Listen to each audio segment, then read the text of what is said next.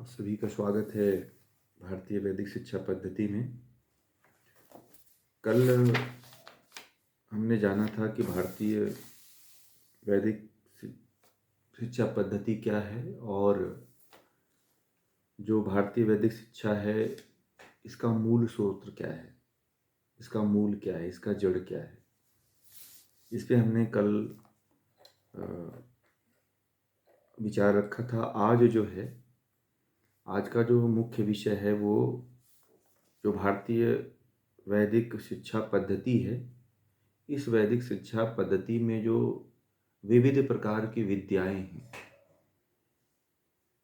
जिन विद्याओं के समावेश को ही जो है वैदिक शिक्षा पद्धति कहते हैं, भारतीय ज्ञान परंपरा कहते हैं। वो भारतीय ज्ञान परंपराएं कौन कौन सी हैं, जब हम उनको जानेंगे तभी हम भारतीय ज्ञान परंपरा को अच्छी तरह से समझ पाएंगे। देखिए, मैं आप लोगों को भी परिचय दे रहा हूँ कि भारतीय वैदिक ज्ञान परंपराएं क्या है। ये बहुत गहनतम है। इसको बहुत डीप जानने के लिए आगे आप लोगों के लिए मैं इसमें कुछ कोर्स रखूँगा, लेवल 1 लेवल 2 का, जिसको बहुत डीप आप जा कर के समझ पाएंगे। क्योंकि अभी तो ये 3 दिनों में बहुत ज़्यादा मतलब बातें नहीं हो पाती हैं।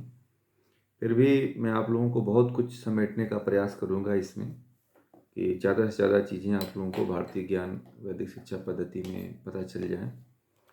तो भारतीय वैदिक शिक्षा पद्धति में जो ज्ञान की विविध परंपराएं हैं, उसको जानना जरूरी है कि वो कौन कौन से विविध अनेक प्रकार की परंपराएं हैं जो भारतीय ज्ञान परंपरा पूरे भारत को समृद्धशाली बनाती है, विश्वगुरु बनाती है और हर भारतीय को मानव से महामानव की तरफ अग्रसर करती है। तो सबसे पहले जो विद्या आती है भारतीय ज्ञान परंपरा में, वह विद्या है सृष्टि विद्या। उसको क्या बोलते हैं? सृष्टि विद्या। तो ये सृष्टि कब से उत्पन्न हुई, है ना? ये आप सबके मन में प्रश्न उठता है कि ये सृष्टि कब से उत्पन्न हुई, इसको कौन चला रहा है, कहाँ से हम लोग उत्पन्न हुए, हमें कौन उत्पन्न किया। ऐसा प्रश्न आता है आप लोगों के मन में।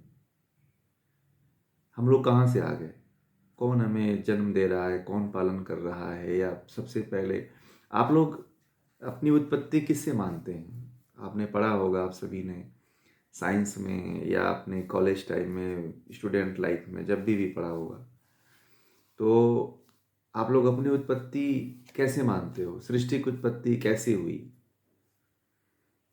बताइए। सबसे बड़ी एक विद्या है ये भी, एक इसको सृष्टि विद्या कहते हैं।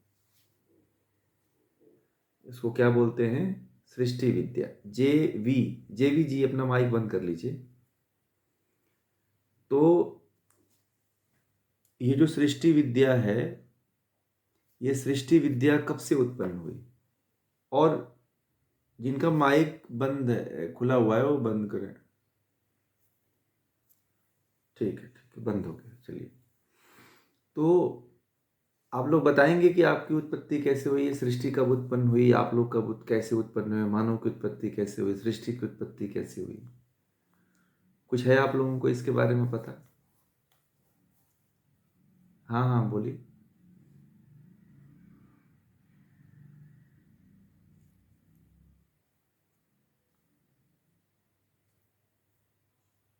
हम्म।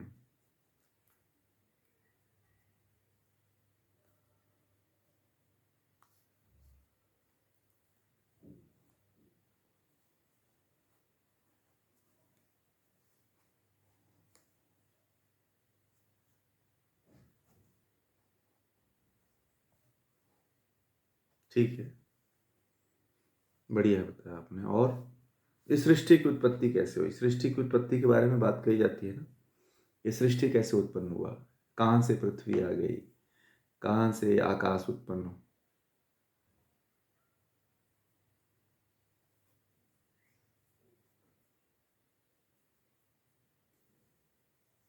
हम्म, ठीक है। और कोई बताना चाहेंगे कि सृष्टि की उत्पत्ति क्या है? ये विद्या है, ये बहुत बड़ी विद्या है ये, और इसको जानना आवश्यक होता है। तभी हम अपने लक्ष्य की तरफ अग्रसर हो पाते हैं। ये सृष्टि जी, हाँ, बिग बैंग थियरी, इसका भी बहुत बड़ा प्रचलन है। और हाँ, साइंटिफिक रूप से इसको बोलते हैं। और कोई थ्योरी है, और कोई बताएंगे?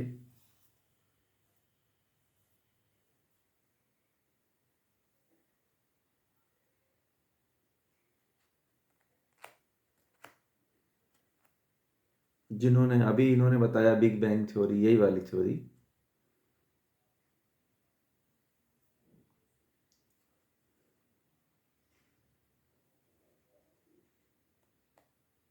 हम्म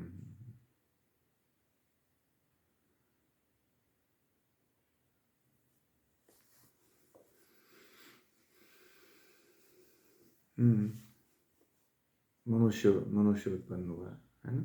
ठीक ठीक। हम्म हम्म तो देखिए, ब्रह्मांड की उत्पत्ति कैसे हुई, ये बहुत बड़ा एक रहस्य बना हुआ है कि सृष्टि की उत्पत्ति कैसे हुई, ये सृष्टि कहाँ से उत्पन्न हुई।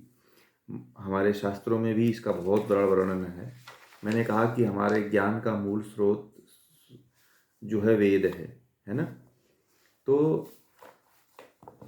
वेद में, ऋग्वेद में, ठीक है, ऋग्वेद में एक सिद्धांत आता है, मैं बता रहा हूँ उसको। आप लोग, जो सिद्धांत है सृष्टि विज्ञान, जो सृष्टि विद्या है, तो वो सृष्टि विद्या जो है, सबसे पहला जो सिद्धांत आया वो ऋग्वेद में आया, उसको कहते हैं हिरण्य गर्भ सिद्धांत। क्या बोलते हैं? हिरण्य गर्भ सिद्धांत, है ना? एक ऋग्वेद में मंत्र आता है, हिरण्यगर्भः समवर्तताग्रे भूतस्य जातः पतिरेक आशीत। ठीक है, एक ये ऋग्वेद का मंत्र है। तो सृष्टि की जो उत्पत्ति ऋग्वेद में बताई गई है, वो ये कहा गया है कि जो सृष्टि की उत्पत्ति हुई है वह हिरण्य, हिरण्य का मतलब होता है सोना, स्वर्ण। क्या होता है? स्वर्ण। और गर्भ का मतलब होता है अंडे, मतलब सोने के स्वर्ण अंडे से जो है सृष्टि का मूल, सृष्टि को जो, सृष्टि का जो है मूल कारण माना जाता है हिरण्य गर्भ को। स्वर्ण अंडा जिसको, जिसका अर्थ होता है, अगर उसका निकालें तो, कि मतलब सृष्टि की उत्पत्ति जो है हिरण्य गर्भ से, स्वर्ण बीज से हुई, जिसको कॉस्मिक एग बोलते हैं। क्या बोलते हैं? Cosmic egg. मतलब जो सृष्टि की उत्पत्ति हुई वह स्वर्ण बीज से उत्पन्न माना जाता है। ठीक है, ऋग्वेद ये कहता है कि जो सृष्टि की उत्पत्ति है वह स्वर्ण बीज से मानी जाती है। ठीक है, तो ये ऋचा कहता है, ये वेद कहता है। ठीक है, एक पहला सिद्धांत है ये। तो इस पे विचार है कि ये जो ब्रह्मांड है वो अंड सृष्टि से उत्पन्न हुई, और जो सृष्टि का आकार भी यदि देखेंगे तो सारी वस्तुएं कैसे दिखाई देती हैं? पृथ्वी कैसी दिखाई देती है? ये पूरा ब्रह्मांड कैसे, किस तरह से दिखाई देता है? आप लोगों ने कभी अंतरिक्ष का फोटो देखा होगा, ग्रह तारे नक्षत्रों का फोटो देखा होगा, अंडे के आकार में दिखाई देता है।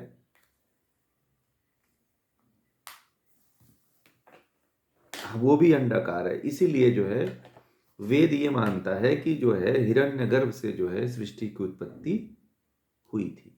ठीक, ये तो पहला सिद्धांत है। मैं आप लोगों को बहुत से सिद्धांत बता दूंगा, जिसको आप जान करके इसके बारे में आप रख सकते हो कि हमारी जो भारतीय वैदिक शिक्षा पद्धति वो क्या थी, कौन कौन सी विद्याएं हमारे यहाँ थी। फिर दूसरा एक आता है विश्वकर्मा सिद्धांत। ठीक है, तो ये भी जो है ऋग्वेद में आया है, विश्वकर्मा सिद्धांत, कि सृष्टि की उत्पत्ति जो है विश्वकर्मा से हुई थी। अब यहाँ पे जो है सृष्टिकर्ता को, जो सृष्टि को रचने वाला है, उसी को जो है विश्वकर्मा कहा गया है। मतलब उसको दिव्य शिल्पी कहा जाता है। परमात्मा को एक शिल्पी कहा जाता है कि परमात्मा ने कितना सुंदर सृष्टि को रचा हुआ है, कितना सुंदर, कितना प्रभावशाली। हर एक व्यक्ति को एक जैसा नहीं रचा है। हर एक व्यक्ति की के बीच में एक अंतर है। आप में अंतर है, हमारे में अंतर है, आपके जो बच्चे हैं उनमें अंतर है, एक जैसे कोई नहीं है। कुछ ना कुछ किसी न किसी में अंतर है ना। तो ये भी ऋग्वेद में आया हुआ है कि जो है सृष्टि की उत्पत्ति जो है किससे हुई है, उस सृष्टिकर्ता से जो सर्वव्यापक सर्वज्ञ है, नियामक है, जो और परमात्मा ने इस सृष्टि को एक बड़ी योजनाबद्ध तरीके से बनाया हुआ है। ठीक है, तो ये है एक क्या है, विश्वकर्मा सिद्धांत। ठीक है, तीसरा सिद्धांत आता है पुरुष यज्ञ सिद्धांत। कौन सा सिद्धांत आता है? पुरुष यज्ञ सिद्धांत आता है। तो पुरुष यज्ञ में ये माना जाता है कि जो है विराट पुरुष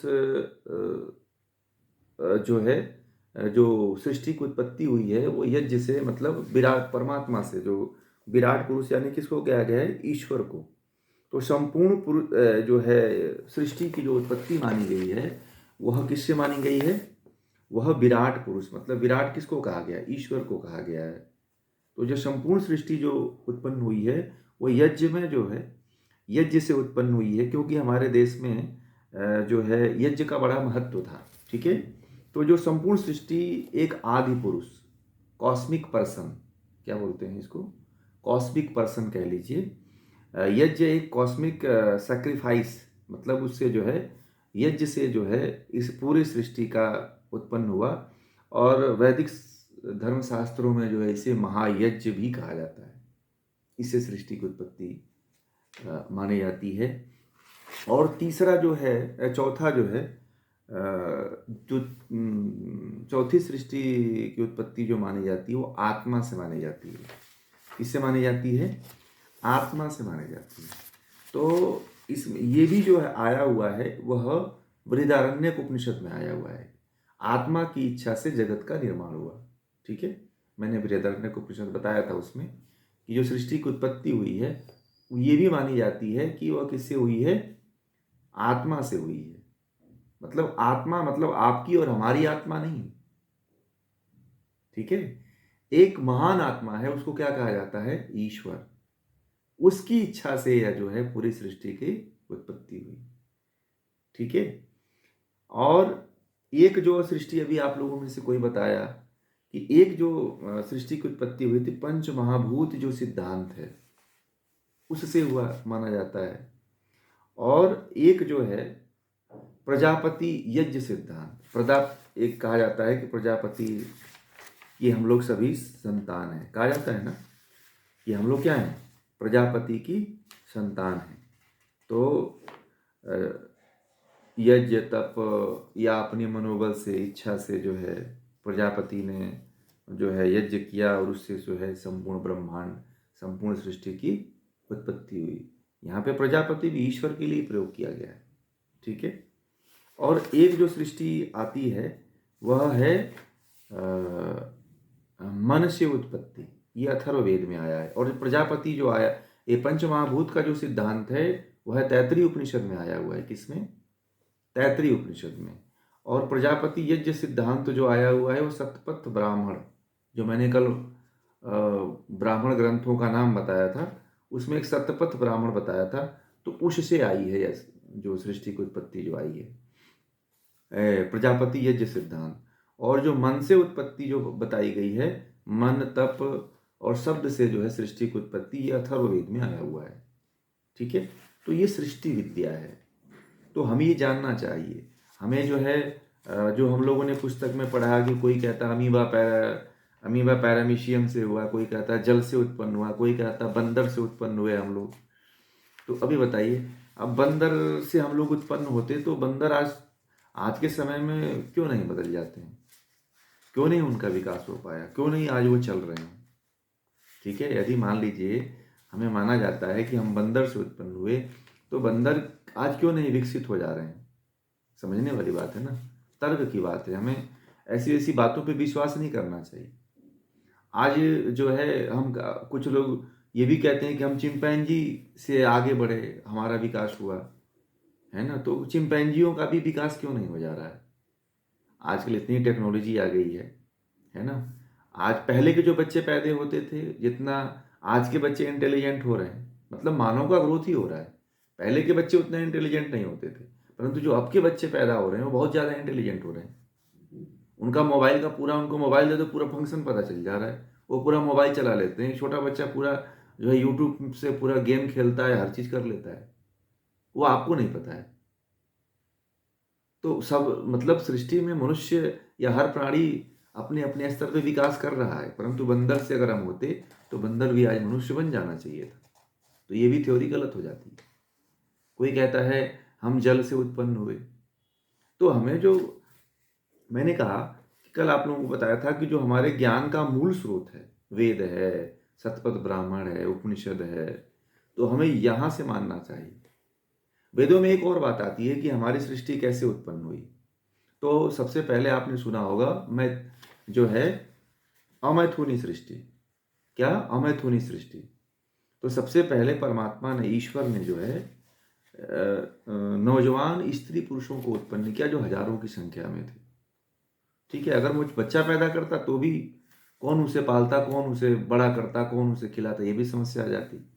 इसीलिए परमात्मा ने जब सृष्टि की उत्पत्ति किया तो उसमें नौजवान स्त्री पुरुषों को उत्पन्न किया।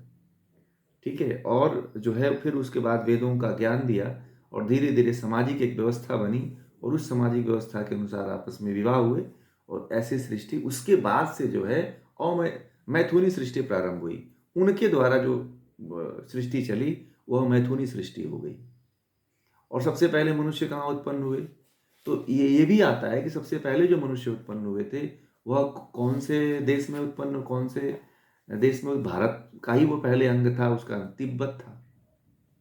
तो सबसे पहले मानव की उत्पत्ति कहाँ हुई थी?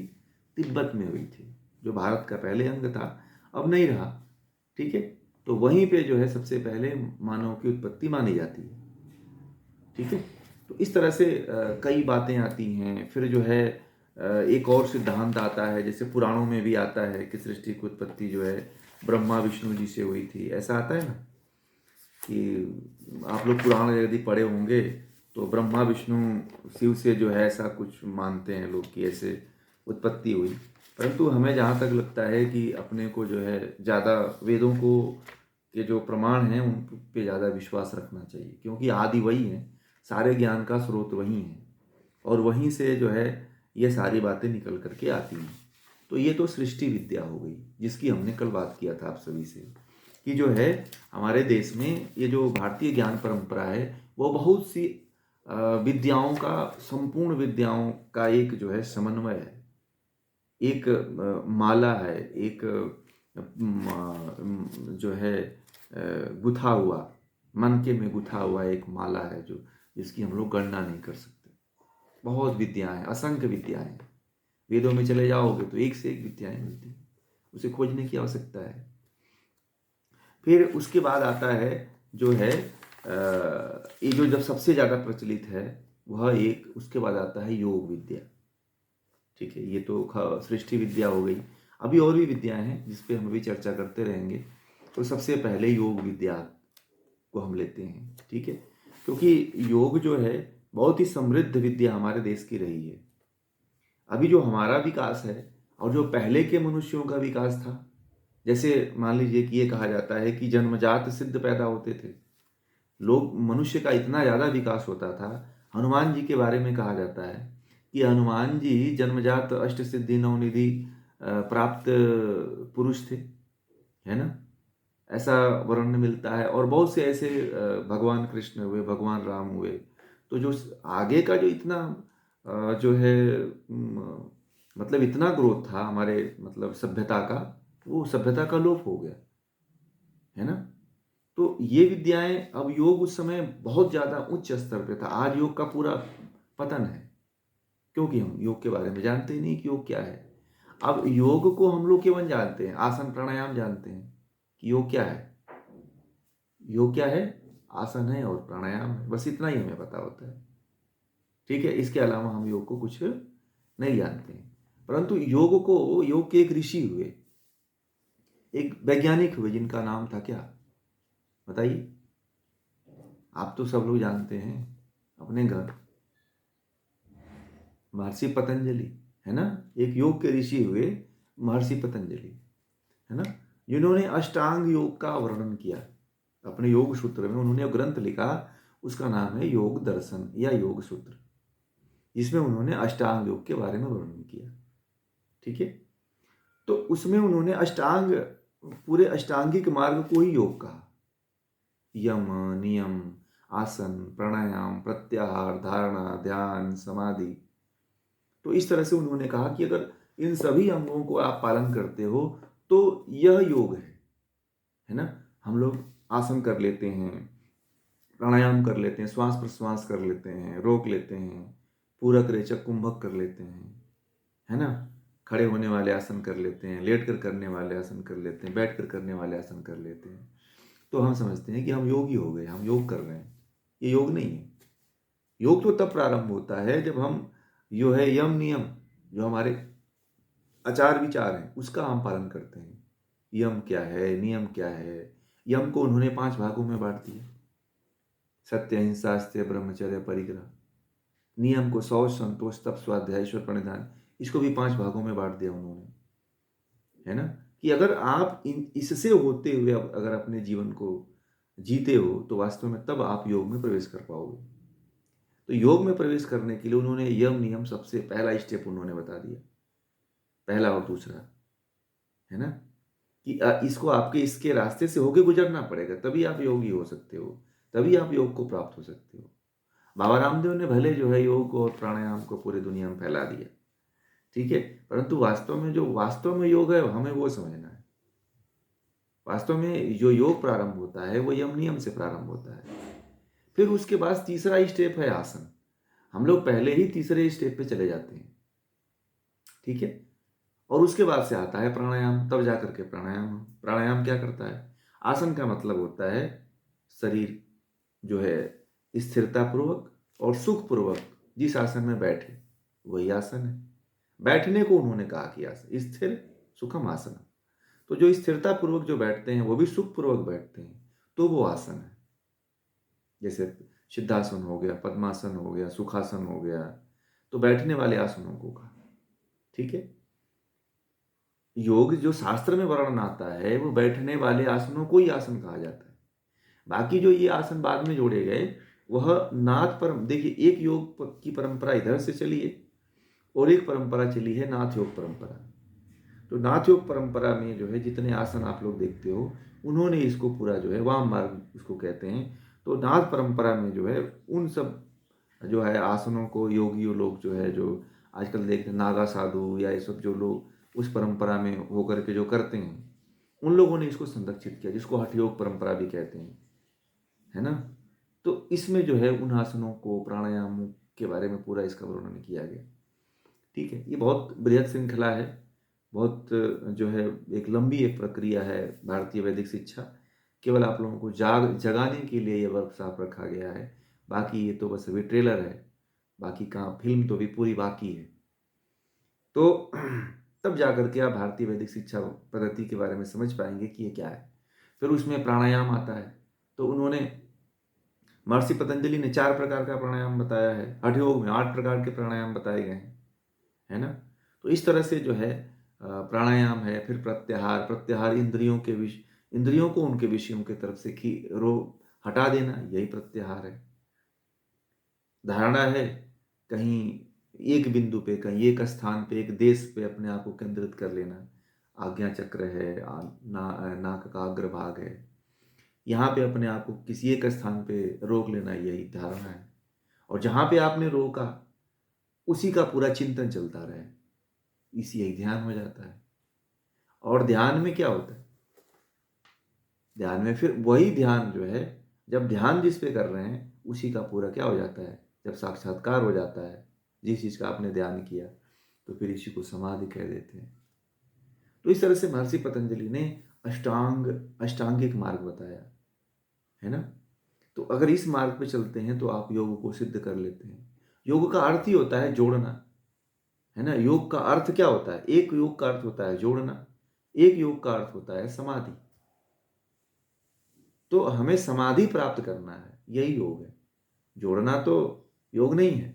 कुछ लोग मानते हैं कि योग का अर्थ जोड़ना होता है, वो भी होता है एक अर्थ, परंतु वास्तविक जो योग का अर्थ होता है वो समाधि होता है। मतलब हमें समाधि प्राप्त करना, अगर यदि हम समाधि प्राप्त कर लेते हैं तो हम योगी हो जाते हैं, योग को प्राप्त कर लेते हैं। तो ये अगर मोटा मोटी देखा जाए तो ये जो है योग का एक छोटा सा प्रारूप आप लोगों के सामने रखा अष्टांगिक मार्ग के द्वारा। बाकी इसमें बहुत कुछ है ना। फिर जो है उसके बाद जो आता है आयुर्वेद। आयुर्वेद हमारे स्वास्थ्य का विज्ञान है, शरीर का विज्ञान है ना।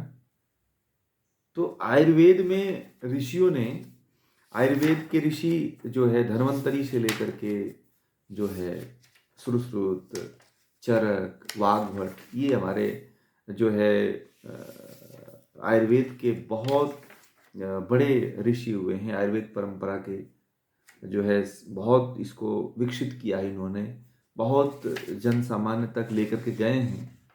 और आज की स्थिति यह है कि हम लोग जो है इन अपनी आयुर्वेद विद्या को छोड़ करके हम लोग भटक रहे हैं। हमें यदि यह पता चल जाए आयुर्वेद के बारे में, हमें थोड़ी सी भी प्राथमिक जानकारी हो जाए, तो भी हम अपने आप को स्वस्थ रख सकते हैं कि आयुर्वेद क्या है ना। तो जो है आयुर्वेद को समझने के लिए सबसे जरूरी है कि जो है जो ऋषियों के ग्रंथ हैं, जैसे चरक संहिता है, सुश्रुत संहिता है, वाग्भट है, अष्टांग हृदय है, अष्टांग संग्रह है, तो यदि इन ग्रंथों को हम जानते हैं तो पूरा आयुर्वेद को जान जाते हैं, पूरे आयुर्वेद को मर्म को समझ जाते हैं। और आयुर्वेद क्या है, हम अपने स्वास्थ्य के लिए तो इतना तो आयुर्वेद हम जाने, है ना। वात पित्त कफ, आयुर्वेद में वात पित्त कफ ये 3 दोष होते हैं जो सबसे इंपॉर्टेंट होते हैं। उसके बाद से वात वात पित्त कफ। अब स्वस्थ देखिए आयुर्वेद के अनुसार एक ऋषि हुए श्रुश्रुत, उन्होंने कहा समदोषा समग्निश्च समधातु मलक्रिय प्रसन्न आत्मेन्द्रिय मन स्वस्थ इत्य विधीयते। तो स्वास्थ्य की परिभाषा उन्होंने बता दिया कि जिसके वात पित्त कफ ये तीनों दोष सम्मिलित संतुलित हो। हमारे शरीर में वात पित्त कफ ये 3 दोष होते हैं, यही 3 दोष बिगड़ते हैं तो हमें बीमारी होती है। पहले के समय में जो वैद्य हुआ करते थे, जो नाड़ी वैद्य हुआ करते थे, वह नाड़ी देख करके वात पित्त कफ के अनुसार आप 1 साल पहले क्या खाए थे, आपको कौन सी बीमारी है, आप कितने दिनों तक जिंदा रहने वाले हो, आपको आपके अंदर क्या क्या समस्या है, वो सब बता देते थे। आपको नब्ज देख करके आपकी सारी समस्या को ऑब्जर्व कर लेते थे, किसी जांच की आवश्यकता नहीं पड़ती थी।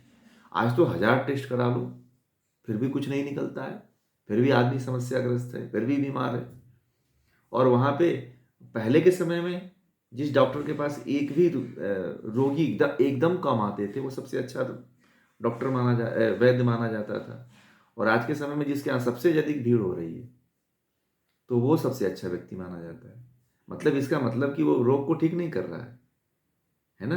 नहीं तो रोगी आना ही नहीं चाहिए। अब जिसके दोष संतुलित हो, ठीक है। और धातु, हमारे शरीर में कितने धातु हैं? 7 धातु हैं। रस रक्त मांस मेद अस्थि मज्जा शुक्र, 7 धातुएं हैं। और मल, जो अपशिष्ट हमारे शरीर के अंदर से पदार्थ मल के रूप में, पसीने के रूप में, ये बाल है, नाखून है, ये सब मल है। बाल किसका है? नाखून किसका है? ये हड्डी का मल है ना। हमारे जो हम खाते पीते हैं वो स्टूल के माध्यम से निकलता है, यूरिन के माध्यम से निकलता है। तो मल भी संतुलित हो रहा है, पेट साफ हो रहा हो, सिंपल भाषा में समझिए। और अग्नि ठीक तरह से, जठराग्नि अच्छी तरह से कार्य कर रही है। और जिसकी इंद्रियां 10 इंद्रियां और मन तथा आत्मा ये तीनों प्रसन्न हो, वही व्यक्ति स्वस्थ माना जाता है।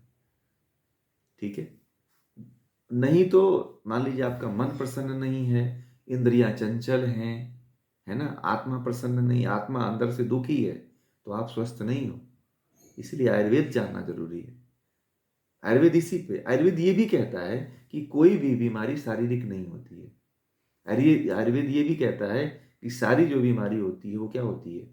सब मानसिक होती हैं। पहले मन पे आती हैं, उसके बाद से जो है वो शरीर पे आती हैं, है ना। कोई जो भी बड़ी से बड़ी बीमारी है, उस बीमारी सबसे पहले वो मन में आती है। और मन के द्वारा वह जो है रस के माध्यम से, रक्त के माध्यम से वह धीरे धीरे जो है सेल में जा कर के, शरीर में जाके इकट्ठा होती है और वही जो है एक बड़ी बीमारी का रूप लेती है। तो जब हम आयुर्वेद को समझेंगे तो अपनी बीमारी को स्वतः ही ठीक कर लेंगे कि हम स्वस्थ कैसे रहें। तो सबसे पहले हम मन पे काम करेंगे, सबसे पहले इंद्रियों पे काम करेंगे, तो अपने आप हम स्वस्थ हो जाएंगे। कोई हमें किसी दवा की जरूरत नहीं पड़ेगी, है ना। ये है हमारी आयुर्वेद विद्या, है ना। आयुर्वेद विद्या इतनी समृद्ध थी, माइक बंद कर लीजिए। आयुर्वेद विद्या इतनी समृद्ध थी कि हमें जो है कोई बीमार नहीं पड़ता था। आप आज से 10 साल या आज से 40 या 50 साल पीछे जाकर के देखिए, गांव में कोई कैंसर का पेशेंट नहीं मिलता था, कोई बीपी का पेशेंट नहीं मिलता था। आज आप हर घर में चले जाओ, हर घर में एक बीपी और एक शुगर का पेशेंट मिल जाएगा। और अब तो ये हो गया है कि कैंसर आपके जो है 50 घर छोड़ने के बाद या 10 घर छोड़ने के बाद आपको कैंसर रोगी मिल जाएगा। क्यों? क्योंकि स्वास्थ्य का हमें नहीं पता है। हम स्वस्थ कैसे रहें, हमें क्या खाना है, क्या पीना है, हमारी दिनचर्या क्या है, रात्रिचर्या क्या है, ऋतुचर्या क्या है, हमें नहीं पता है। हमें कितना खाना है, कब खाना है, कैसे खाना है, हमें नहीं पता है, क्योंकि हमें आयुर्वेद का पता ही नहीं है। हमने अपना पूरा स्वास्थ्य डॉक्टरों के हाथों में रख दिया है कि वही सब कुछ करेंगे। हमने अपने पूरे स्वास्थ्य को कहाँ रख दिया है? डॉक्टरों के पास रख दिया है। और वो जो डॉक्टर आ रहे हैं, वो डॉक्टर हमारी पैथी से, हमारी विद्या से नहीं पढ़ करके आ रहे हैं। हमारी जो वेदों के द्वारा जो बताई गई है, हमारी ऋतु के अनुसार, हमारे देश की जलवायु के अनुसार वो विद्या नहीं है। माइक बंद कर लीजिए हेमराज जी। तो वो विद्या हमारे ऋतु के अनुसार नहीं है, वो यूनान के अकॉर्डिंग है। वो यूनान विद्या के अनुसार वो लोग पढ़ करके आए हुए हैं। तो वो क्या आपका इलाज करेंगे? उनको आयुर्वेद का नहीं पता है, ठीक है। तो हम अपना स्वास्थ्य उनके हाथ में रख दिए हैं, जिनको हमारे पैथी के हमारे न देश की जलवायु के बारे में पता है, ना आयुर्वेद के बारे में पता है। हम उनके हाथ में अपना स्वास्थ्य रख दिए, इसीलिए तो हमारा कोई रोग ठीक नहीं हो रहा है। और ये तभी ठीक होगा जब हम आयुर्वेद को जानेंगे। तो ये हमारी वैदिक ज्ञान परंपरा है, ये हमारे आयुर्वेद का ज्ञान है ना। उसके बाद से जो है तीसरी जो विद्या जो है, उसके बारे में थोड़ा सा जान लीजिए, गणित विद्या। तो पहले के समय में बहुत हमारे देश में गणितज्ञ हुए, प्राचीन समय में हुए कि नहीं हुए? हुए। गणित विद्या के बहुत से विद्वान हमारे देश में हुए हैं। बता सकते हैं आप लोग कौन कौन से गणित के विद्वान हुए हैं हमारे देश में? बताइए, कोई बताएंगे? आप लोग सब लोग पढ़ कर के आए हो। आर्यभट्ट और रामानुजम तो आधुनिक समय के। प्राचीन हमें बताना है। प्राचीन जो है, नहीं, कणाद नहीं, कणाद दर्शनाचार्य थे। आर्यभट्ट, भास्कराचार्य, ब्रह्मगुप्त, है ना, श्रीपति, मकरंदाचार्य और गणेश दैवज्य, ये जो है प्राचीन गणितज्ञ हुए हैं, है ना। ये बहुत बड़े मान। उसके बाद से एक बहुत आधुनिक समय में भी बहुत बड़े बड़े विद्वान हुए हैं। आप लोगों के अंदर एक भ्रम है कि आर्यभट्ट ने जो है जीरो का आविष्कार किया था, ठीक है।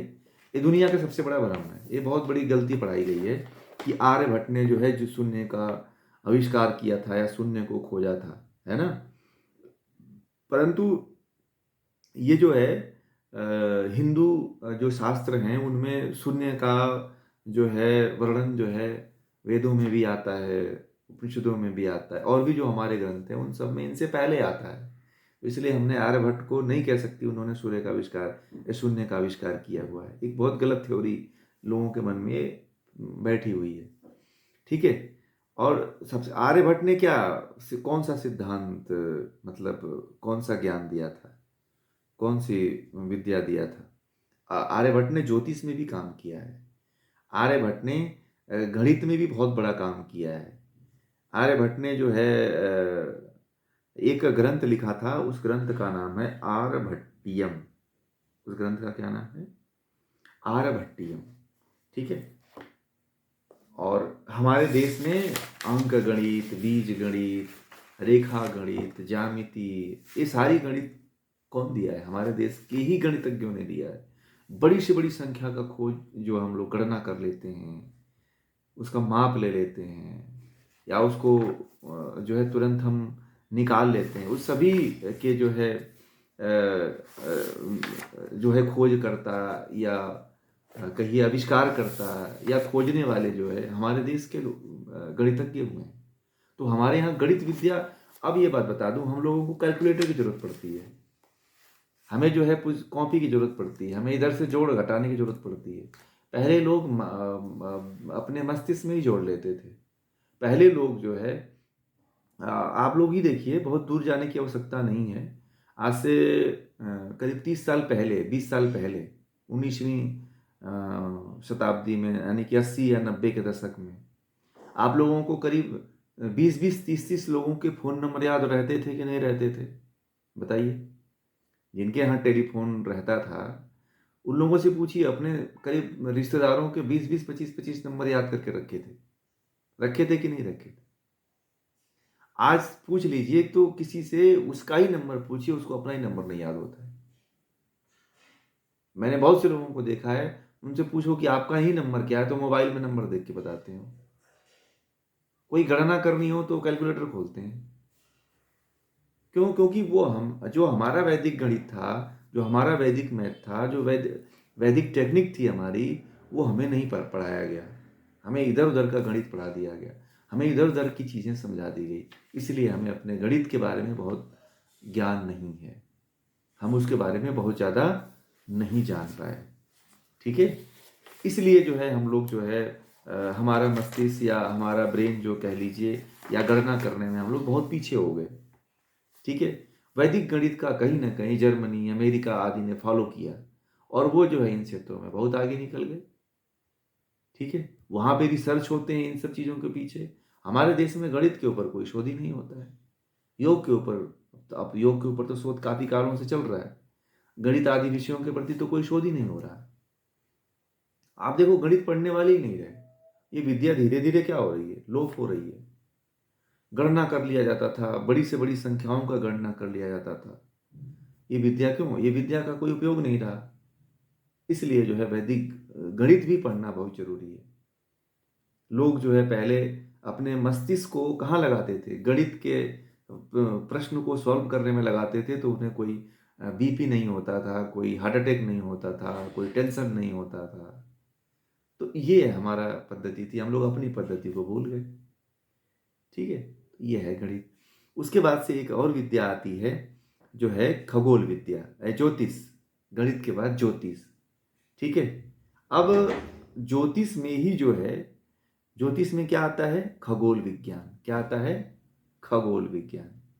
ज्योतिष शास्त्र को 3 भागों में बांट दिया गया। अगर आधुनिक समय में देखा जाए तो 3 भागों में बांट दिया गया। सिद्धांत, फलित और संहिता, इन 3 भागों में बांट दिया गया है। तो सिद्धांत का भी 3 भाग कर दिया गया है, सिद्धांत, तंत्र और करण। फिर फलित को भी करीब 4 भागों में बांट कर दिया गया है, जातक, प्रश्न, वर्ष, फल और स्वर। फिर संगीता को शकुन, वास्तु, मुहूर्त, सामुद्रिक शास्त्र, वृष्टि, अर्घ, स्वप्न, इस तरह से, मतलब ये जो ये एक तो ये ज्योतिष को इस तरह से डिवाइड किया गया है। फिर जो है खगोल विद्या का स्वरूप आता है। अब खगोल विद्या में क्या आता है? ये ज्योतिष में ही आता है। खगोल विद्या में जो है काल गणना, समय की गणना कैसे की जाती है। जैसे हमारे यहाँ समय की गणना के लिए कैलेंडर आदि का निर्माण किया गया, और ग्रह नक्षत्रों के जो ग्रह नक्षत्र तारे हैं उनकी जानकारी, सूर्य ग्रहण, चंद्र ग्रहण, जो हमारे यहाँ पंचांग बनाया गया है ना। हमारे यहाँ क्या चलता है? पंचांग चलता है। हमारे यहाँ जो 12 महीने के नाम है ना, जो कल पूछ रहे थे क्या होता है, ये हिंदी में नाम, चैत्र, वैशाख, ज्येष्ठ, आषाढ़, सावन, भादो, कुआर, कार्तिक, अगहन, पूस, माघ, तो हिंदी के नाम। संस्कृत के भी नाम इसके अलग अलग होते हैं, वो भी बताएंगे हम, वो आगे आने वाले समय में बताएंगे उसको। ठीक है। तो इस तरह से खगोल विद्या में ग्रह, चंद्र ग्रहण क्या होता है, सूर्य ग्रहण क्या होता है, नक्षत्र गणना कैसे की जाती है, ग्रह नक्षत्र जो है का जो है उनका जो कब ग्रह चंद्र ग्रहण होता है, कब सूर्य ग्रहण होता है, दक्षिणायन, उत्तरायण, है ना। फिर जो है कृष्ण पक्ष, शुक्ल पक्ष, तिथि, तिथि, है ना। तो प्रथमा से लेकर के कृष्ण पक्ष के अमावस्या, फिर शुक्ल पक्ष की पूर्णिमा, इस तरह से इसका पूरा वर्णन आपको इस खगोल विद्या में मिलता है। आज नासा जो है इस खगोल विद्या को जान करके अपने यान से लेकर के अपने उपग्रह सारे जो है भारतीय पंचांग के अकॉर्डिंग छोड़ता है, ठीक है। और हम लोग जो है हम अब जैसे एक सबसे बहुत महत्वपूर्ण बात आप लोगों को बता दूं कि जैसे हम लोग अपना जन्मदिन आप लोग मनाते हो, मनाते हैं सभी, मनाते हैं आप लोग। जन्मदिन कब मनाते हैं आप बताइए, जन्मदिन आप लोग कब मनाते हैं अपना? जनवरी फरवरी डेट के हिसाब से मनाते हैं, परंतु वह जो है पूरी तरह से गलत है। अपना जन्म तिथि कब मनाना, तिथि के अनुसार मनाना चाहिए। क्यों? क्योंकि जो तिथि के अनुसार है, जो सूर्य जो राशि में, फिर चंद्र किस से नक्षत्र में जा रहा है, ठीक है। तो इसके अनुसार जो है तिथि हमारे यहाँ प्रथमा से लेकर के चतुर्दशी या पूर्णिमा और अमावस्या तक पूरा का पूरा त्यौहार ही त्यौहार है। उसको एक उत्सव के रूप में, एक त्यौहार के रूप में हम लोग जो है इंटरनेशनल डे के रूप में नहीं मनाते हैं। हम हमारा प्रतिदिन जो है प्रथमा से लेकर के पूर्णिमा और फिर प्रथमा से लेकर अमावस्या तक पूरा त्यौहार ही रहता है, स्नान रहता है, त्यौहार रहता है, दान रहता है, पुण्य रहता है। तो कितना, तो हमें हमें भी अपना जो जीवन जन्मदिन है वो तिथि के अनुसार मनाना चाहिए। अब आप लोग अपने मम्मी पापा से पूछो, अपने माँ बाप से पूछो, या आपके पास कुंडली हो तो आप उसको देखो, कुंडली के अनुसार आप लोग मनाओ जन्म तिथि। सबकी कुंडली बनी होगी, उसमें तिथि लिखा होगा, डेट लिखा होगा कि कौन सी तिथि को आपको किस माह में, फाल्गुन माह में कृष्ण पक्ष के चतुर्थी के दिन आपका जन्म हुआ था या पंचमी के दिन जन्म हुआ था। तो कृष्ण पक्ष में फाल्गुन माह के कृष्ण पक्ष के चतुर्थी तिथि को अपना जन्मदिन मनाइए, ये सबसे बेस्ट है। डेट को भूल जाइए, अंग्रेजों का ये तो ग्रेगोरियन कैलेंडर है, ये तो मनमौजी बना हुआ है, इसका कोई अर्थ ही नहीं निकलता है, ठीक है।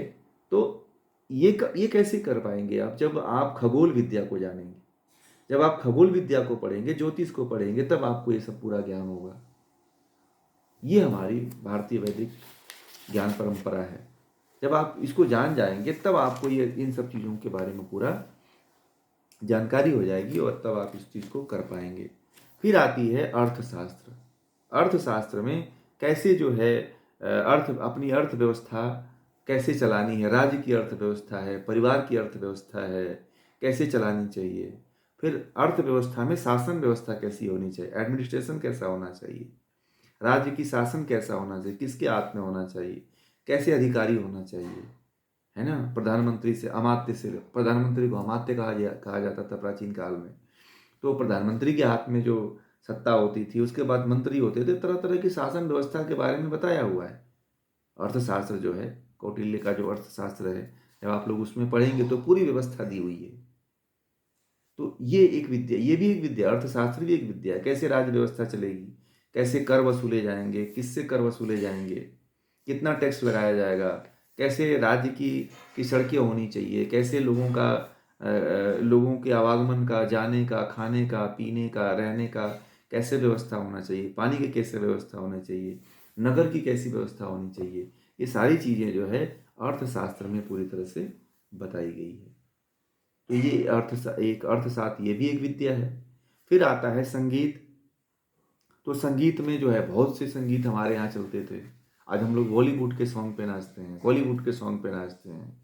वो हमारी संगीत, हमारी कला नहीं है। हमारे संगीत क्या था?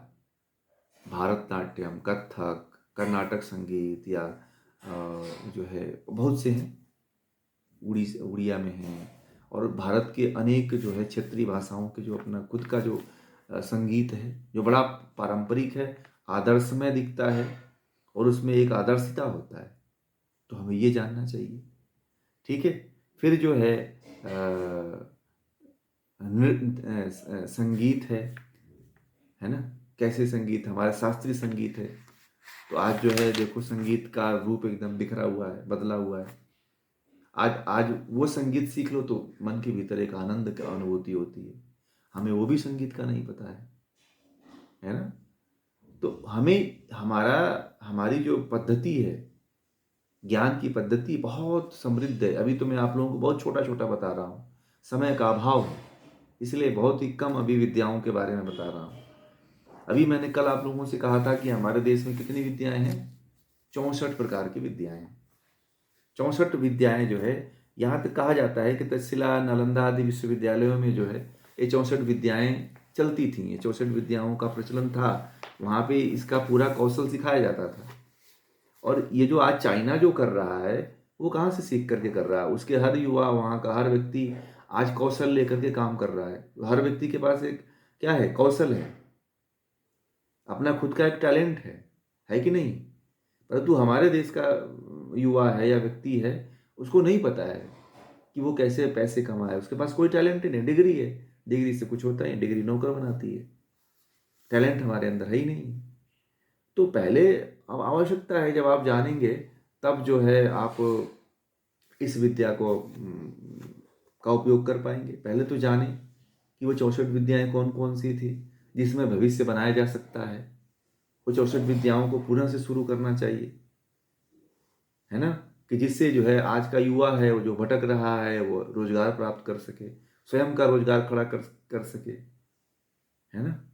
तो जब इन भारत की जब विविध विद्याओं के बारे में जब आप जानेंगे तब आप कुछ कर पाएंगे। यदि नहीं जानेंगे तब आप कुछ नहीं कर पाएंगे। ठीक है, तो ये एक छोटा सा परिचय रहा आप लोगों के सामने। बाकी ये एक बृहद श्रृंखला है ज्ञान की, और एक बहुत विशाल ज्ञान का भंडार है।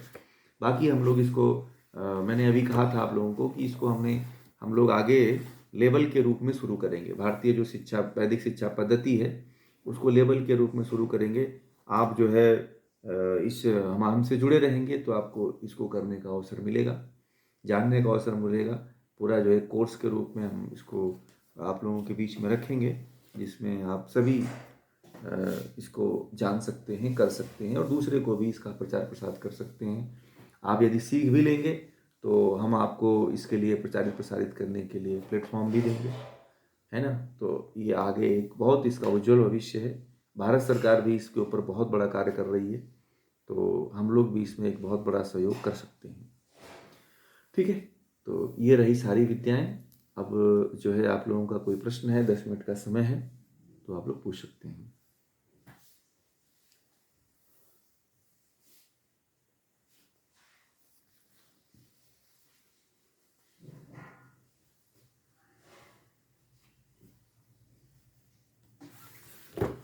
ये एक तो सबसे पहले आर्यभट्ट, है ना?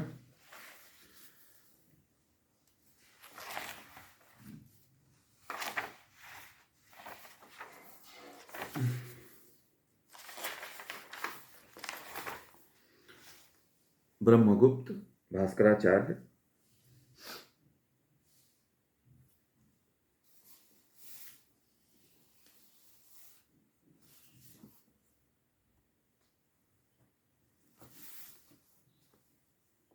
श्रीपति, मकरंदाचार्य। आर्यभट्ट, ब्रह्मगुप्त, भास्कराचार्य, श्रीपति, मकरंद, गणेश दैवज्ञ, उनका नाम था दैवज्ञ, हाँ दैवज्ञ।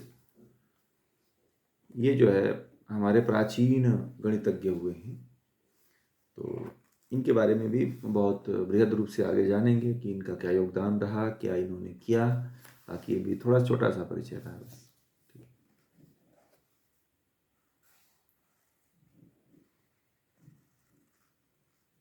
हाँ, ये 64 विद्या जो है बहुत एक लंबी श्रृंखला है। इसमें जो 64 विद्या जो है प्राचीन काल में जो है, जब ये नालंदा और तक्षशिला, ये 64 कला है, उसको विद्या के रूप में ही माना जाता है।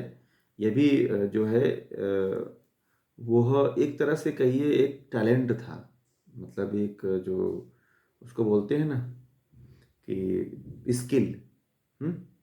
तो एक स्किल था जो स्वयं में होता था, स्वयं के लिए होता था, जो स्वयं के उन्नति के लिए, स्वयं के रोजगार के लिए होता था। ये 64 विद्याएं, इसके बारे में हम आगे चर्चा करेंगे, पूरा विधिवत सारी 64 विद्याओं के बारे में। वो 64 विद्याएं नालंदा में और तक्षशिला में और विक्रमशिला में जितने भी हमारे विश्वविद्यालय हुआ करते थे, उन सभी में ये चलते थे, जहाँ से व्यक्ति स्वयं जान करके अपना स्वयं का स्किल डेवलप करके अपना व्यापार रोजगार शुरू करता था।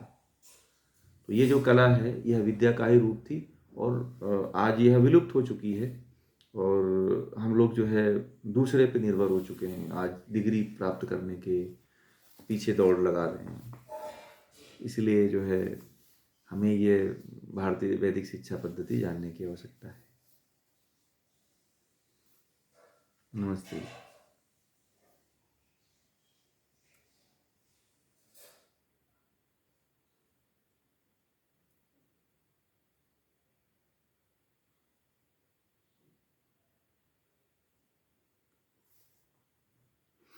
जैसे अभी हमने एक आपको मोटा मोटी एक रूप बताया ना, ये पूरा सभी विद्याओं के बारे में, है ना। तो उनका जो है उसके बारे में एज ए एक सैद्धांतिक और एक व्यवहारिक, एक प्रैक्टिकल, मतलब सेल्फ इसका जो है प्रैक्टिकल कर सके कि मतलब जैसे पहले जैसे ये योग विद्या है, आयुर्वेद विद्या है, या और जो है गणित विद्या है, ज्योतिष विद्या है, नृत्य है, नाटक है।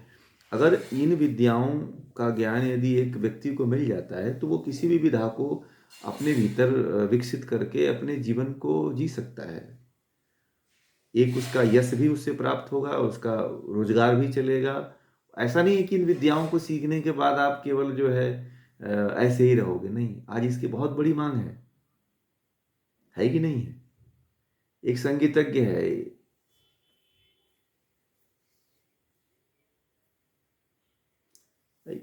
ये ये भारत सरकार जो है, जो नई शिक्षा नीति आई है, उस नई शिक्षा नीति में भारतीय ज्ञान परंपरा को लागू किया है। ठीक है, लागू किया हुआ है, और कहीं अभी शुरू इसका सिलेबस जो है, देखिए भारत सरकार के जो टीम गठित है, या इंडियन नॉलेज सिस्टम की जो टीम है वो गठित बनाती होगी, वही निर्धारित करती हो। आगे जो करेगी, हो सकता है, अभी आया तो नहीं है स्कूलों में, आने वाले समय में हो सकता है। हाँ, वो जो है इसको निर्धारित करके वो लोग लेकर के आएंगे इसको। हाँ, उसको लेते हैं और फिर उसको निर्धारित करके वो फिर इसको लेकर के आगे आएंगे, है ना। तो वो आगे आने वाले समय में वो होगा, परंतु अब किस तरह से उसको इम्प्लीमेंट करेंगे, स्किल के रूप में करते हैं या केवल एज ए सब्जेक्ट के रूप में लागू करते हैं। ठीक है, अगर केवल जैसे सारे सब्जेक्ट चल रहे हैं स्कूलों में, उसी तरह से अगर इसको भी ला दिया गया, तो फिर जो है फिर अभी देखिए किसी ने जेवी गंगवार जी हैं, उन्होंने IKS.org डाला है, तो इस पे इसका पूरा वर्णन है, आप लोग जाएंगे तो देख सकते हैं। तो इसमें जो है किस तरह से भारत सरकार इसको लेकर के आ रही है, बहुत अच्छी बात है ना। तो ये आने वाले भविष्य में आने वाले बच्चों के लिए या समाज के लिए बहुत बड़ा मील का पत्थर साबित हो सकता है, क्योंकि ये ज्ञान तो हम लोगों के समय में, आप लोगों के समय में नहीं था, है ना। जो आप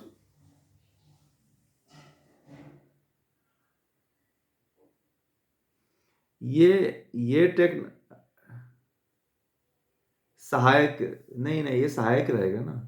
टेक्नोलॉजी क्या है, मैंने क्या बोला था कल, टेक्नोलॉजी अपने अपने देश की टेक्नोलॉजी ही तो है, बस विकसित हुई है, उसको लोगों ने डेवलप किया है। बस वो टेक्नोलॉजी के अंदर अपने को घुसना है। वो टेक्नोलॉजी कहीं और थोड़ी, किसी और की थोड़ी है, वो तो अपनी टेक्नोलॉजी है। हमें जानना, हमें तो अब हम लोग कह देते हैं कि सब हमारे वेदों से लिया गया है, परंतु हमने वेदों पे कोई रिसर्च ही नहीं किया है। वेदों में टेक्नोलॉजी भरी पड़ी है, ज्ञान छिपा पड़ा है। जब तक हम उसको लेकर के नहीं आएंगे ऊपर, तो कैसे आगे का शोध होगा, आगे का रिसर्च होगा, है ना। अब जैसे मैंने कल विमान शास्त्र के बारे में कहा, तो विमान शास्त्र में जो महर्षि भारद्वाज है, उन्होंने पूरी तरह से सारी विधि बता दी है कि ऐसे ऐसे विमान बनता है, ऐसे ऐसे बनाओ, तो बापू शिव करतलपड़े ने और उनके गुरु ने मिल करके विमान बना दिया था। ये चीज़ इसमें, ये चीज़ करेंगे तो ऐसे ऐसे उड़ जाएगा विमान। उसमें पूरा उन्होंने लिखा हुआ है कौन कौन से पारा का, कौन कौन से धातुओं का उपयोग करके जो है विमान को उड़ाया जाता था पहले के समय में, वो सब लिखा हुआ है उसमें। तो वो जब आपको जानकारी हो जाएगी तो अपनी टेक्नोलॉजी के बारे में पता चल जाएगा, और विदेशों में उसी टेक्नोलॉजी को जान करके उसका उपयोग करके तेल से उड़ा दिए वो लोग। ठीक है, तो इस तरह से जो है बस जानने की आवश्यकता है, नहीं तो हमारे देश के लोग जो शोध कर सकते हैं, जो बना सकते हैं, वो थोड़ी वो लोग उन्होंने तो कॉपी किया। मैंने कल ही कहा था आपको, है ना, कल ही आपने बता दिया था कि ये चीज़ें तो बहुत पहले हो चुकी हैं, परंतु हम लोगों ने कोई अभी कार्य इस पे नहीं किया है। हम लोगों ने अभी कोई कार्य नहीं किया, हम लोग बैठे हुए हैं, हम लोग दूसरे पे निर्भर हैं, क्योंकि हम अपनी विद्या को छोड़ चुके हैं, है ना। या या कोई विरोध बीच में नहीं होने वाला है। जब हम अपनी विद्या को जानेंगे तो और इससे बड़ा कुछ हम लोग कर सकते हैं, इससे और बड़ी उपलब्धि हम लोग प्राप्त कर सकते हैं, है ना। ये सारी चीजें हैं।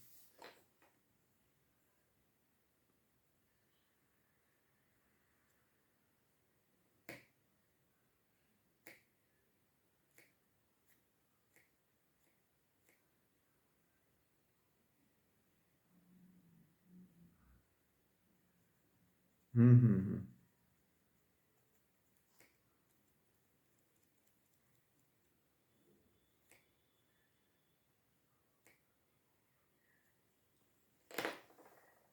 जी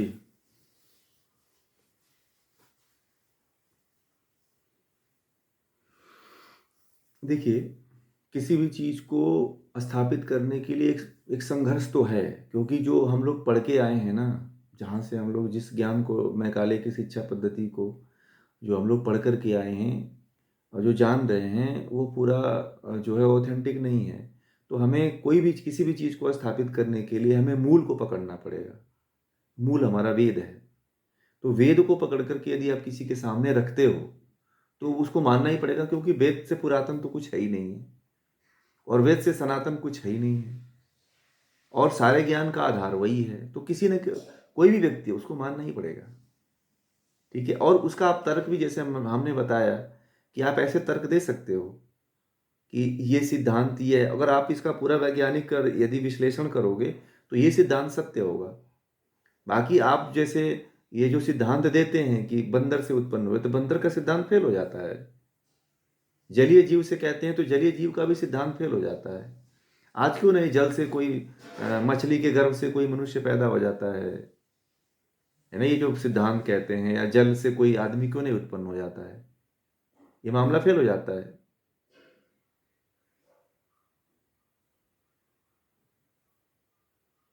सब अलग अलग है। हाँ, मेल नहीं खाता है ना। तो फिर आप, आपका वहीं पे आप अपने ही तर्क से उसके मतलब ये जो जो वहां वाला सिद्धांत है उसको फेल कर दोगे। जब आप इस तरह से आप तर्क दोगे ना, तब आप किसी को अपनी विद्या को बारे में समझा सकते हैं। ठीक है ना। अब मैंने कहा कि बंदर बंदर का विकास क्यों नहीं हो गया अब तक, जो पहले यदि मानते हैं तो अभी भी बंदरों से मनुष्य पैदा होना चाहिए, है कि नहीं। वो बंदर बंदर ही क्यों रह गए, ये भी तो सोचने वाली बात है ना। बहुत से ऐसे, अब जो बातें लोग कहते हैं कि जो है चिंपैंजी से कुछ लोग मानते हैं, कुछ लोग आदिमानव से मानते हैं कि अब दिखाता है पुस्तकों में कि पत्थर अगर पहले नंगे रहते थे, फिर नीचे लुढ़क के चलते थे चार पैरों पे, फिर एक पैरों पे हो, दो पैरों पे हो गए। इसी तरह से चित्र आपको देखने के लिए मिलता है। संग्रहालयों में जाएंगे पाषाण काल वाले, तो उसमें सब ये बना करके रखे हुए हैं सब दिखाने के लिए। ये सब भ्रमित करने वाले हैं। और ये जो सिद्धांत देने वाले हैं, इनका सिद्धांत इन्हीं के स्तर के वैज्ञानिक, इन्हीं के बाद आने वाले जो वैज्ञानिक हुए, उनके सिद्धांतों को फेल कर दिए। जो पश्चिम का कोई भी कंसेप्ट पूरा स्थायी टिकता नहीं है। आज जो सिद्धांत है, कल वही उन्हीं के यहाँ का कोई आता है, वो सिद्धांत को काट देता है, उसके ऊपर कोई समर्थन नहीं देता है। तो इनके सिद्धांतों पे क्या आप विश्वास करेंगे। तो तर्क के द्वारा आप आगे जाकर के समाज में ये बता सकते हैं, अब बताना ही पड़ेगा भाई। वो भी तो किसी ने छापा ही है ना, पुस्तक में लाके छाप दिया, कोई ऑथेंटिक तो थी नहीं। और जो बैठे थे ऊपर लोग वो भी ऑथेंटिक नहीं थे, उनको भी जानकारी नहीं थी इस चीज़ के बारे में। उन्होंने कोई बड़ी पुस्तक का उन्होंने कोई प्रमाण थोड़ी दिया। ऐसे आप समझा सकते हैं लोगों को। ठीक है जी, और कोई प्रश्न कर रहे हैं?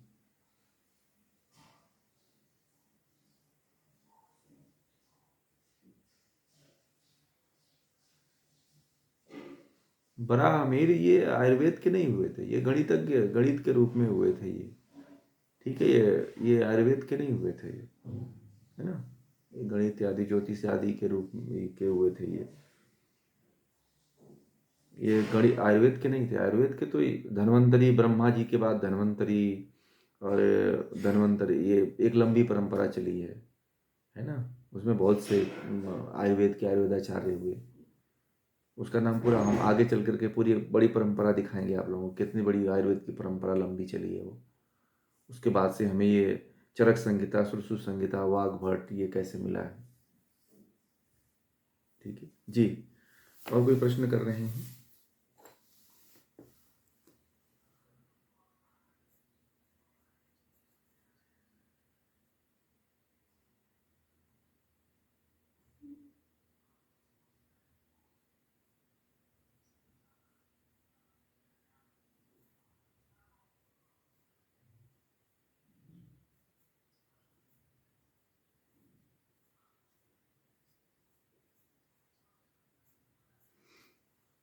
एक तो आप वीडियो हम देंगे, क्योंकि ये जो हम आप लोगों को बता रहे हैं आने वाले समय में ये इसकी पुस्तक भी हम सोच रहे हैं कि एक बनाएं और आप लोगों को उपलब्ध करवाएं, क्योंकि ये जो ज्ञान की जो विविध परंपरा है वो एक जगह है नहीं, कहीं इकट्ठी की आपको बता दूं और बहुत सी पुस्तकें बता दूंगा तो आप उलझ जाएंगे उसमें। तो इसीलिए जो है आगे आने वाले भविष्य में हम प्रयास करेंगे कि मतलब इस तरह जो जितनी भी ये जो विज्ञान की परंपरा है उसको एक जगह संरक्षित कर करके और आप लोगों को देने का प्रयास करेंगे। ठीक, करेंगे ये इसका, ये जो है जो लेवल आएगा वैदिक शिक्षा पद्धति का, उसमें हम आप लोगों को उपलब्ध करवाने का प्रयास करेंगे इसमें। ठीक है, प्रणाम प्रणाम। बाकी ये जो कक्षाएं जो हो रही हैं ना, जो अभी ये जो भी चल रहा है इसकी रिकॉर्डिंग हो रही है। तो रिकॉर्डिंग आप लोगों को जैसे कल की रिकॉर्डिंग मिल गई, उसी तरह से ये भी रिकॉर्डिंग हो रही है, अभी आपको मिल जाएगी। ठीक,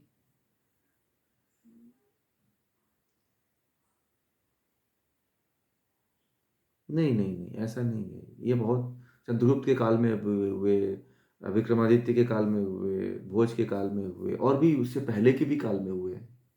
ठीक है, मतलब एक काल का नहीं, ये विद्या तो आप देखिए, कहते हैं महाभारत के काल में सारी विद्याओं का लोप हो गया, सारे ज्ञान का लोप हो गया, क्योंकि बहुत बड़ा युद्ध था। उसमें बड़े बड़े विद्वान, बड़े बड़े योगी, बड़े बड़े महात्मा लोग मारे गए और मिटाए गए। तो उस समय महाभारत काल में ज़्यादा क्षति हुई थी अपनी संस्कृति का, क्योंकि एक व्यक्ति के कारण बहुत ज़्यादा नुकसान हुआ था। अब उसके बाद नुकसान होता ही चला आ रहा है। ठीक है, फिर कुछ नालंदा विश्वविद्यालय जल गया तो वहाँ से बहुत कुछ खत्म हो गया, और भी बहुत सी चीज़ें नष्ट हुई हैं।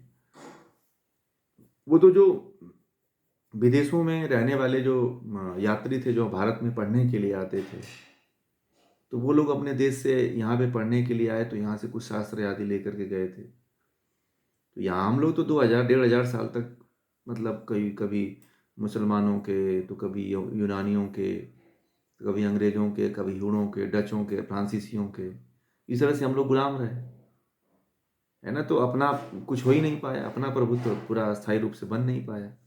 हम लोग अपनी विद्या को भूल गए, गुरुकुली शिक्षा समाप्त हो गई। कल का विषय रहेगा गुरुकुली शिक्षा, है ना। तो गुरुकुली शिक्षा खत्म हो गई। अब जब गुरुकुली शिक्षा खत्म हो गई तो हमारा सब कुछ खत्म हो गया। लार्ड काले ने भारत को गुलाम बनाने के लिए ही तो किया था, कि गुरुकुली शिक्षा को खत्म कर दिया उसने। और भारत का ऋण का हड्डी वही था। वो अपने डायरी में लिखता है कि भारत को यदि गुलाम बनाना है तो भारत के सबसे पहले गुरुकुली शिक्षा को नष्ट करना पड़ेगा, तभी भारत गुलाम हो सकता है। लॉर्ड मैकाले की डायरी जाकर के ऑनलाइन भी है, उपलब्ध है, आप लोग पढ़िए, वहाँ पे है उसका वर्णन। उसने खुद लिखा है, खुद अपने, वो डेली डायरी लिखता था, अपने डायरी में लिखा है इस बात को कि भारत को गुलाम बनाना है तो भारत की वैदिक गुरुकुलीय परंपरा को ख़त्म करो, तभी भारत को गुलाम बनाया जा सकता है। अंग्रेजों ने भारत का जो भी ज्ञान था उसको औद्योगिक क्रांति लाने के लिए उसने सबसे पहले जो है वैद्यों को मरवाया, इंजीनियरों को मरवा दिया, है ना। और उसके बाद से जो है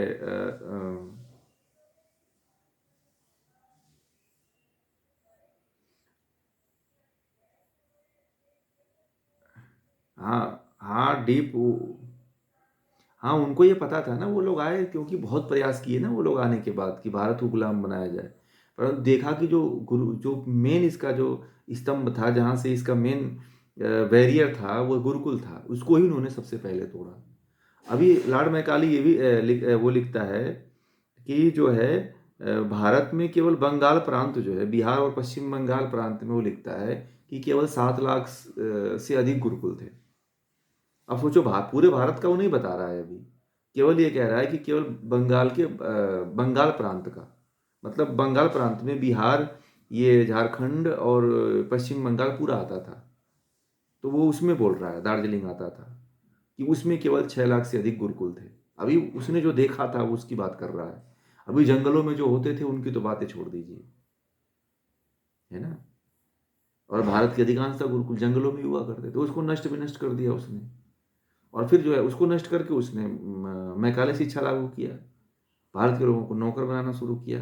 और भारत की जो जो स्किल थी ना, स्किल जिसको बोलते हैं, जिसको जो व्यक्ति पहले नौकरी नहीं करता था, हर घर में हर एक व्यक्ति का अपना अपना व्यवसाय होता था, है ना, उस व्यवसाय को खत्म करने के लिए उसने जो है जाति प्रथा, जो है अंग्रेजों ने कास्टिज्म लाया।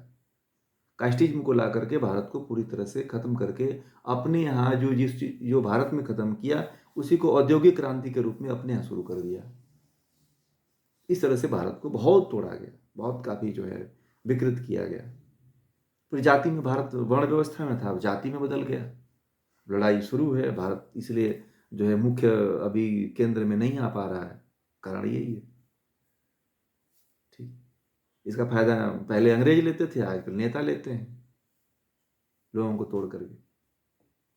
ठीक है, पहले जो जो मजा लेते थे अंग्रेज, वही अब हम नेता लेते हैं, कोई अंतर नहीं है विशेष।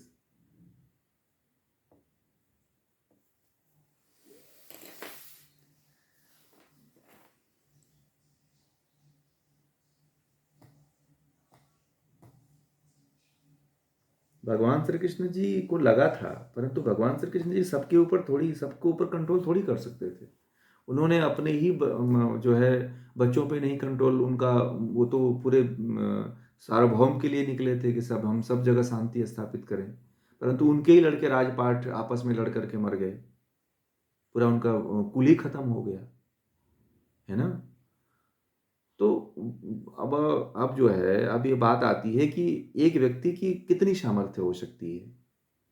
ठीक है, तो जितना अब जो है पूरी दुनिया से व्यक्ति लड़ सकता है, परंतु अपने से ही हार जाता है, ये बात तो आप लोगों ने सुना है ना।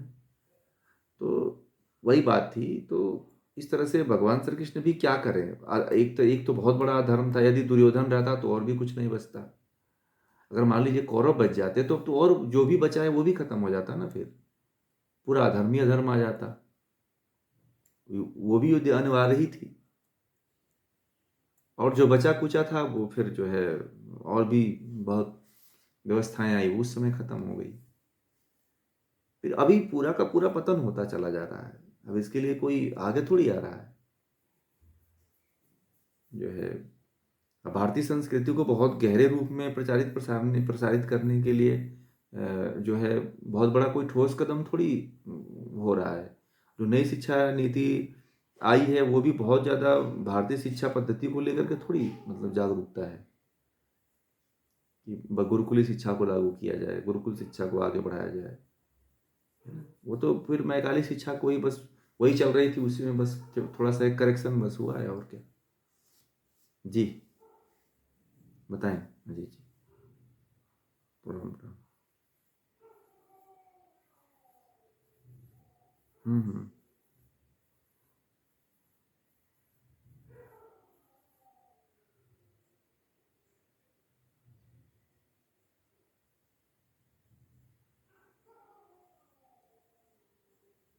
हम्म।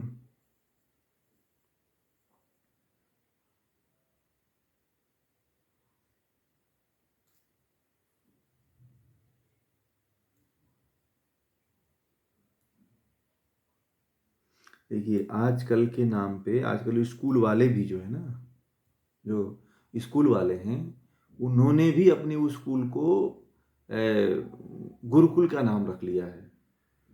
ठीक है, ठीक है, गुरुकुल, गुरुकुलम, गुरुकुल। अब आप जब उसमें जब तक हम जांचे ना, देखें ना कि क्या पढ़ाया जा रहा है, क्या सिखाया जा रहा है, कौन सा ज्ञान दिया जा रहा है, तब तक हम नहीं कह सकते हैं। क्योंकि हम देख रहे हैं कि हम जहाँ रहते हैं वहीं पे कई विद्यालय ऐसे हैं जो जो सेंट फ्रांसिस है या फिर कॉन्वेंट विद्यालय, वो भी अपना नाम बदल के आजकल गुरुकुल चेंज कर लिए सब। पहले वो कॉन्वेंट थे, आज नाम बदल दिए तो गुरुकुल हो गए। अब माता पिता क्या जब देख रहे हैं कि हिंदू जागरूक हो रहा है गुरुकुल के प्रति, तो जो पुराने वो स्कूल थे उसी को वो कन्वर्ट कर रहे हैं, उसी का नाम चेंज कर दे रहे हैं। तो ये तो देखना पड़ेगा, ये वो पैमाना देखना पड़ेगा कि क्या वास्तव में वो गुरुकुली शिक्षा है, या उसमें गुरुकुली शिक्षा की तरह बच्चों को तैयार किया जा रहा है। क्या कोई योग्य गुरु या आचार्य उनके साथ में है जो इस तरह से वेद के वेदांगों का इस तरह से उनको अध्ययन करा रहा है ना? या माता पिता का उसमें हस्तक्षेप है? पहले माता पिता तो बच्चों को दे देते थे गुरुकुल में, पूरा दायित्व गुरु का हो जाता था, आचार्य का हो जाता था, है ना? 25 साल बाद आते थे, फिर लेकर के जाते थे जब तैयार हो जाता था बच्चा तो। अब जिसकी जैसी योग्यता होती थी, वो जिसको ब्राह्मण की योग्यता थी ब्राह्मण बन जाता था, जिसके अंदर क्षत्रिय की योग्यता थी वो राजा बन जाता था, जिसके अंदर व्यापार की योग्यता थी वो व्यापारी बन जाता था, और जिसके अंदर तीनों योग्यता नहीं होती थी वो शुद्ध जो है कहीं नौकरी कर लेता था, कहीं जॉब कर लेता था, किसी के यहाँ सेवा का काम कर लेता था। तो ऐसे हमारे यहाँ गुरुकुल व्यवस्था चलती थी।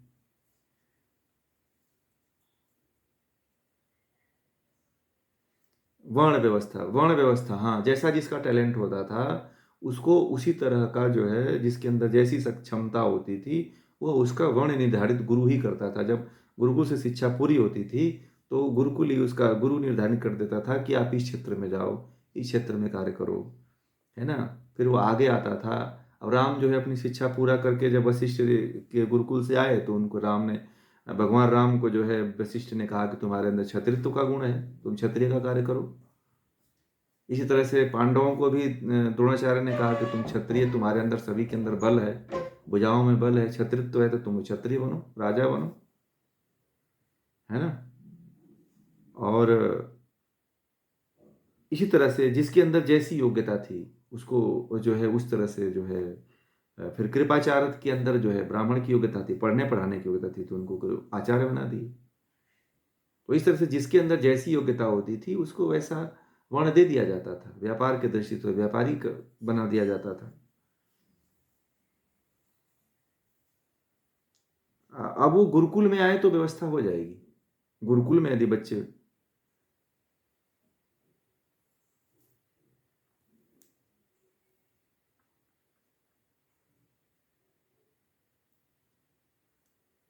देखिए ये कहानी हमें बहुत सी जो अभी हम हमारे समाज में जो ये फैलाई गई है एकलव्य को लेकर के, जो ये बातें लोगों के बीच में डाली गई है, उसमें बहुत सी जो है मैंने कहा आप लोगों को एक बात कह देता हूँ कि जो हमारा इतिहास है, जो हमारी धर्म है, आप लोगों को मैंने कहा कि उम, जो शिक्षा व्यवस्था है और जो इतिहास है, ठीक है, और जो मनोरंजन है, शुरू से जब हमारा देश आज़ाद हुआ तो यह दूसरों के हाथों में सौंपा गया, ठीक है?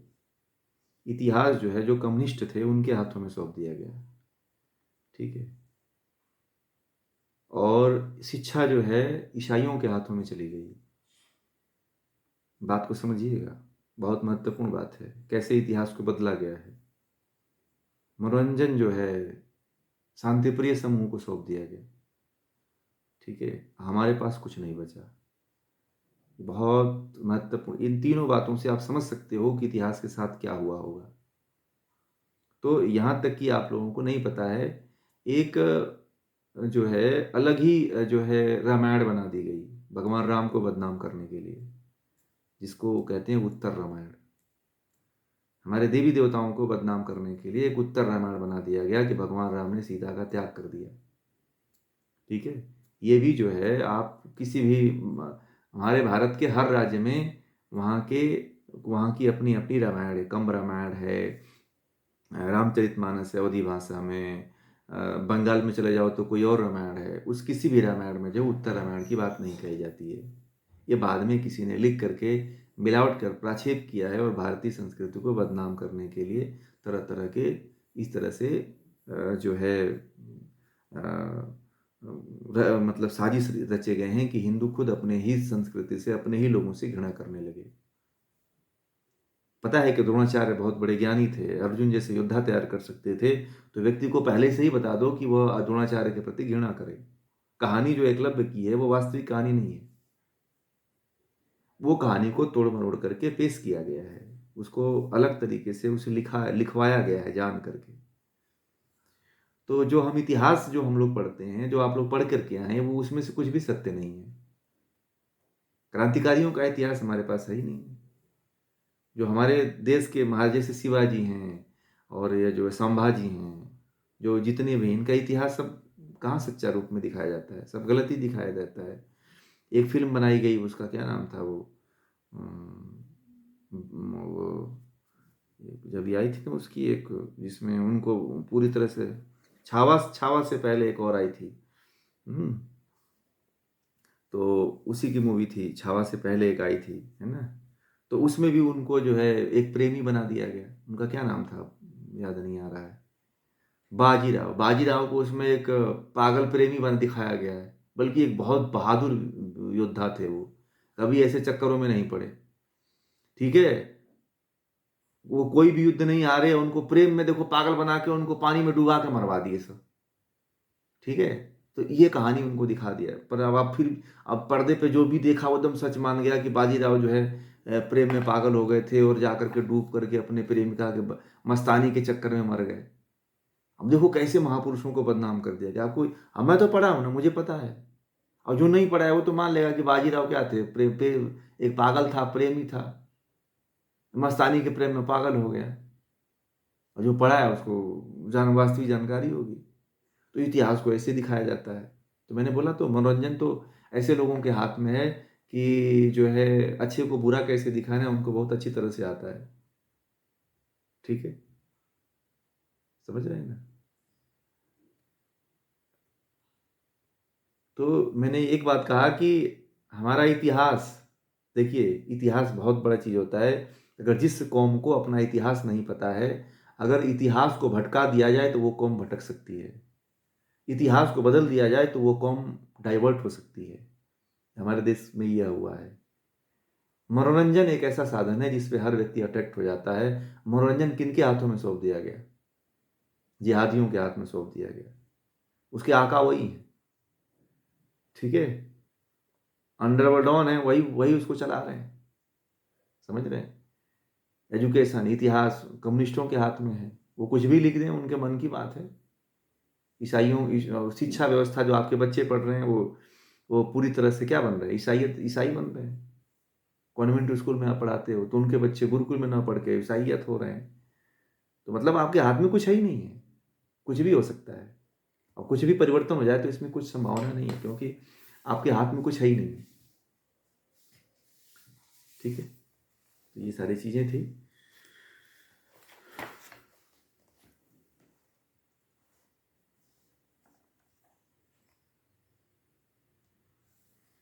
आगे फ्यूचर है, बहुत काफ़ी है, क्योंकि आने वाले समय में जो है इस तरह के पुनः फिर जो है ये जो है यज्ञ के रूप में या कंठस्थ करने के रूप में, या इसका जो मेन उद्देश्य है कि भारतीय ज्ञान को बचाने के लिए जो है, पहले जो वेद की श्रुतियाँ बची हैं वो श्रुति रूप में रहें तो बचेंगी। अगर श्रुति रूप में नहीं रहेंगी तो इसे कोई भी जला देगा, कोई भी नष्ट कर देगा। ठीक है, आज हम लोग किस पे डिपेंड हो रहे हैं पूरी तरह से? आज जो है हमें गुलाम कैसे बनाया जा रहा है? हम सब सॉफ्ट कॉपी नेट पे सब देखना चाहते हैं, मोबाइल पे देखना चाहते हैं। अमेरिका की और माइक्रोसॉफ्ट वालों की बहुत बड़ी चाल है। कि भारत को पूरा जो है ग्रंथ विहीन किया जाए, लाइब्रेरी विहीन किया जाए और पूरी तरह से पूरे भारत के युवा को, भारतीय कौम को नेट पे पूरा एकदम जो है निर्भर कर दिया जाए। उसके बाद से पूरी सत्ता उनके हाथ में हो जाएगी। ठीक है, आज एक दिन नेट बंद कर देते हैं तो आप कुछ नहीं कर पाते हो। एक दिन सर्वर डाउन कर देते हैं तो आपका करोड़ों का बिजनेस मतलब चौपट हो जाता है 2 मिनट में ही, या 10 मिनट बंद कर दें, आधा घंटा बंद कर दें तो। और वह उन्होंने बहुत बड़ी चाल साजिश ये रच रहे हैं कि हर भारतीय के पास में ग्रंथ न रहें।